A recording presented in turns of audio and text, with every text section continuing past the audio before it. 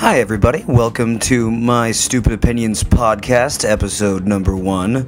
This episode is called How to Get Over a Breakup, where I will give you advice on how and how not to get over a breakup. So, if you are currently dating someone, you could just fuck off. You're probably really happy right now, and just fuck you. So, if you got your walking papers, I have well, it's not great news. I'm going to tell you how to, in the best way, deal with your breakup. Number 1, here are some things you should acquire. A bottle of mid-range gin. But you may be thinking to yourself, oh, Callie, I don't drink. Well, guess what? You do now, so you better drink that bottle of gin. 2, a pack of cigarettes to smoke while you're drinking gin. They go very well together. 3, comfortable sweatpants. Because you will do a lot of crying and masturbating in those sweatpants, but that is what we call the emotional process. And if you're like me, it's going to be a very long sexual winter. So now you've acquired your bottle of mid-range gin, your cigarettes, your sweatpants. Let's get down to business. Whatever you do, do not contact them at all. You are a mess. Do yourself a favor. Insulate yourself, drink your bottle of gin, smoke your cigarettes, cry and masturbate in your sweatpants, and just watch Netflix. That is doing yourself a favor. And try not to cry at work. That is very important, to not cry at work. And don't carve anybody's name in your chest. I know the first thing on your mind is like, well, I obviously have to carve somebody's name in my either bottom of my foot or something like that. Don't do it. You'll only regret it later. This is also a good time to pick up and learn a musical instrument. Have you considered the sousaphone? If you have, drink gin out of the sousaphone. So I'm sure at this point you're aware you have a lot of spare time on your hands that used to be on dates and having sex and laughing and having fun like that. So I suggest you use that time and you do something for the community. Volunteer at a homeless shelter, because at the very least, there's nothing quite like having sex with a homeless person. Have you considered taking an exciting trip? Why not Bakersfield? After you go to a complete shithole like Bakersfield, you'll feel like your life is great. And if that doesn't work to cheer you up, go to an even worse shithole like Des Moines. Really like pushing your luck, try Fresno, the world's asshole. By the way, do you know what it says on Des Moines license plates? It reads, Des Moines, at least we're not Fresno. And here's some useful hints if you see your ex in public.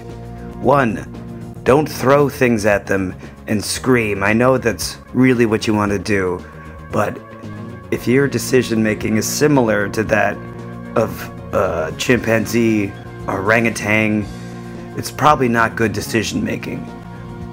I can't suggest reacting like a monkey. It's not what, civilized people do. You just be uncomfortable, suck it up, and then excuse yourself as soon as possible.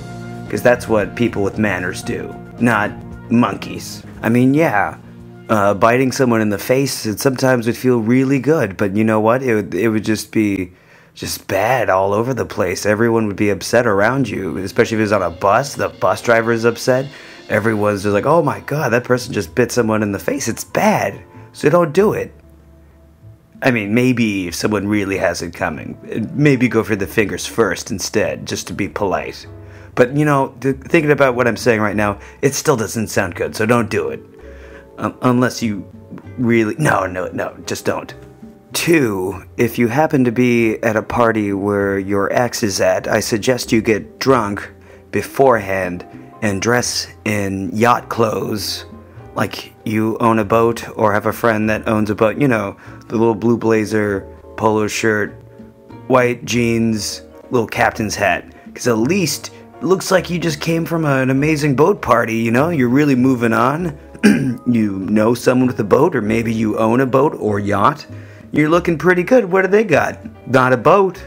So there's that. And you're way drunker than they are. So really, if you're looking for a kind of where to aim for drunk-wise, you want to be a nice Winston Churchill turnt. Like, you're not sloppy, but you're witty, but, you're kind of fat, but you don't care. That's where you want to be. That's the sweet spot. Mwah. And so, dear listener, to wrap things up, I think I'll just review the various tips and advice I've given you. 1. Acquire a bottle of mid-range gin and start working on that alcoholism. It'll take you to the moon. 2. A pack of cigarettes. More for the people who have to listen to you moan and bitch. 3. Sweatpants for crying and masturbating. 4. Whatever you do, do not contact your ex, because right now you're a piece of shit. 5. Very important, can't really stress this one enough. Don't cry at work, or carve name in any part of your body. 6. Drink gin out of an exciting instrument. 7. Go to Bakersfield. Actually, I have to retract what I said about Des Moines earlier. Sometime today, a coworker told me that Des Moines isn't that bad, and actually it's really nice. Haven't seen it for myself, but I'll take that. But Fresno is still a total shithole. It's horrible. Don't go there. 8. Don't react like a chimpanzee. I'll put this in the monkey business folder. And finally, go to Goodwill and purchase some yacht clothes for parties. Which brings us to Carl's Joke Corner with Carl. What's this week's joke, Carl? This week's funny is called Drinking Bub. Right. This feller, he goes to the drinking pub Do you mean a to bar? drink the liquor. You mean a bar, though? He's sitting there, he's done drinking the liquor, Right, like you do at bars. and he looks over yonder, and he sees a leperman You mean a leprechaun? sitting there drinking. No, I'm not going to say anything. I'm just going to let this go. And he looks at the leperman, and he's got him a big dingus. His private parts. So the liquor man, Got he you. gets to thinking how this leprechaun man got this big penis. Wait, I'm confused. You mean the guy that's drinking? So he goes down there and he says, "How was it you got that big penis? You being a leprechaun man." Leprechaun. Leprechaun man says, "Well, you buy me a drink, and I'll tell you in that back alley how you gotta do what I say, and I'll tell you how I got this big dingus." So the fella reckons, so it sounds agreeable. So he follows the leprechaun man back there, and he's drinking a sody pop. The leprechaun man says, "You have to let me have sex with you, and then I'll tell you how I got this big penis." So the man reckons so, and the leprechaun man starts having sex with him.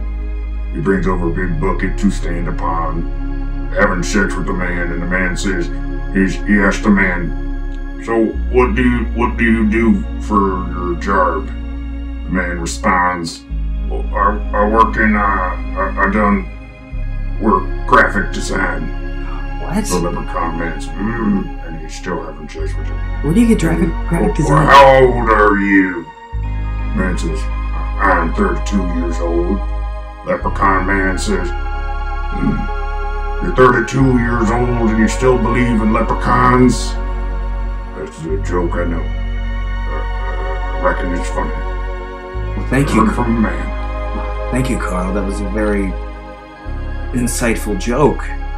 That will do it all for this episode. We're going to go out with the same thing we're going to say at the end of every episode is, "I came here to podcast and drink beer, and am all out of beer. Dear listener, till I see you again." Or hear from you, because this is a podcast that actually makes more sense. So, keep your ears open for the next exciting My Dumb Opinions podcast number 2. It's gonna be about comic books or something. Whatever. Goodbye.